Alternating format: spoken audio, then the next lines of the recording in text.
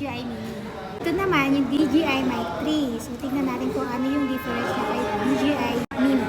Hindi ko na kinonsider itong DJI Mic 2 kasi masyado siyang malaki kay DJI Mini. So tara, compare na natin si DJI Mic 3 kay DJI Mini. Compare sa DJI Mic Mini, mas mabigat itong DJI Mic 3 and may digital screen siya. At kung naka-iPhone ka, para to sa naka-iPhone 15 pataas na unit. Same goes kay DJI Mini. Para naman sa bigat, mas magaan si Mic Mini compare kay Mic 3. Si Mic 3, meron na siyang 32-bit internal memory. So pwede kang mag-record dito kahit wala kang device. Hindi katulad ng Mic Mini na hindi pwede. Sa noise cancellation naman, parehas lang silang level 2. Si Mic 3, up to 4 mic pwede mo siyang i-connect dito. Pero si Mic Mini, dalawa lang. Pagdating naman sa price, si DJI Mic Mini ay nagkakahalaga lamang ng 8,000 pesos more or less.